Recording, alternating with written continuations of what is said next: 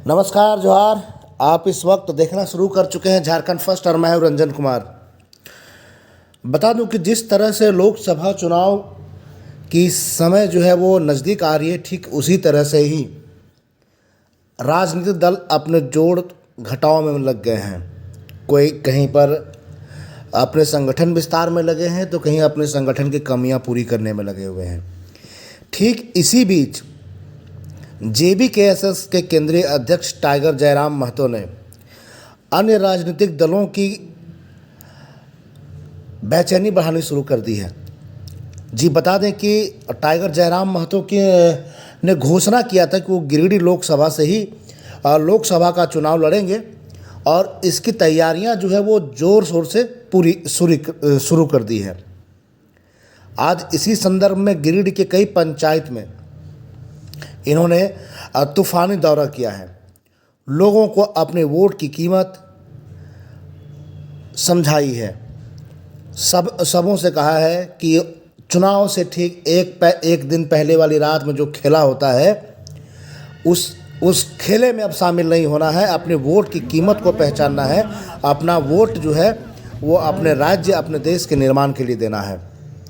और इसी के संदर्भ में हालांकि ये कहा जाए तो चुनाव को लेकर लगातार अपने संगठन की एक्टिविटी क्या है, लोग क्या सोचते हैं, इसकी लगातार निगरानी टाइगर खुद करते रहते हैं।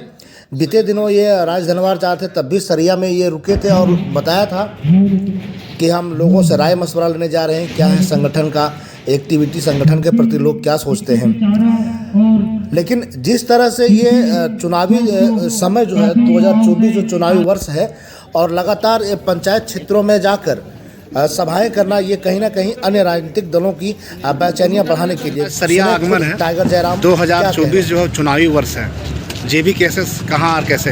देखिए, उसी का सर्वेक्षण के लिए हम लोग आए हैं। सरिया हो, राजधनवार हो, जब समय मिलता है एक आध दिन बीच में फ्री रहता है तो उसमें भी हम लोग बैठ के नहीं रहते हैं। बाकायदा इसी तरह लोगों से मतलब आई टू आई मैंने घर पहुंचकर उनके गली चौक चौराहा में जाकर चर्चा करते हैं कि हम लोग किस प्रकार से अपने आप को 24 में ढाल पाएंगे और अगर हमें कोई त्रुटियाँ हैं तो उसको भी सजेस्ट करें, क्योंकि हम लोग जिस उम्र के पड़ाव में है त्रुटियाँ होना स्वाभाविक है। तो कुल मिलाकर लोगों से राय मशवरा लेने का कार्य करते हैं।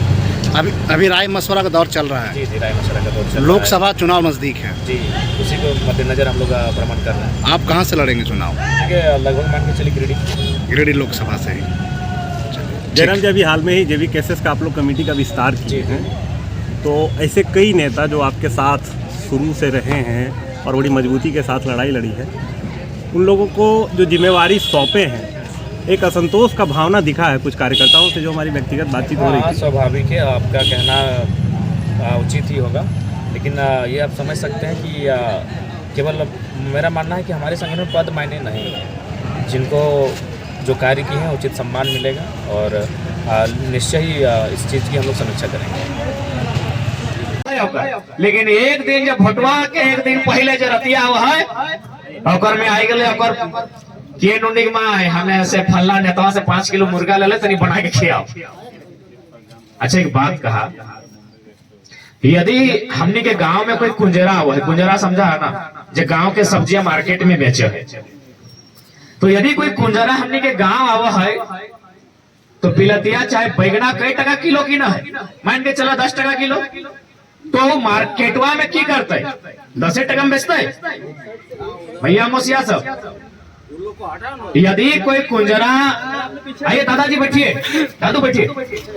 होना स्वाभाविक है, क्योंकि कहीं ना कहीं केंद्र की जो बात कहें और जितने भी ऑटोनोमस बॉडी है उसको अपने अधीन चला रही है, जो लोकतंत्र के लिए संकेत नहीं है। हालांकि जो लोकतंत्र के हितैषी हैं, अगर वो भारतीय जनता पार्टी के समर्थक भी हैं तो मुझे लगता है उनकी नाराजगी है, लेकिन मजबूरी है। आखिर वो एक जिला अध्यक्ष हैं, वो एक मामूली विधायक में बोले भी तो क्या बोले जब सेंट्रल से प्रेशर है। तो मेरे अनुसार जो ऑटोनोमस बॉडियाँ होती है उनको मैंने बायस्ड होकर काम नहीं करना चाहिए। अगर दोषी है तो सबके साथ सब, ऐसे नहीं है कि बाकी लोग जो मैंने दूध के धुले हैं या फिर अगला ही दिन जब केंद्र पार्टी का दामन थामते हैं तो वे लोग अशुद्ध हो जाते हैं, किसी राज्य के मुख्यमंत्री बन जाते हैं। तो मेरे हिसाब से लोकतांत्रिक आस्था लोगों की तभी बनी रहेगी जब जो ऑटोनोमस बॉडियाँ हैं वो स्वतंत्र पर काम करेगी। 2024 में आने वाले चुनाव में 2024 में आपकी क्या वो? देखिए, राज्य में तो हमारी भूमिका रहेगी, क्योंकि राज्य में कहीं ना कहीं 2 सालों से हम लोग उथल पुथल मचा के रखे हैं और इसका कारण है कि यहाँ के जो भी पॉलिटिशियंस हैं उन्होंने उदासीन पॉलिटिक्स किया है, केवल अपना झोली भरा है। आप वर्तमान यहाँ के विधायक की बात करें या सांसदों की बात करें, आज कई हजार करोड़ उनकी संपत्तियाँ हैं।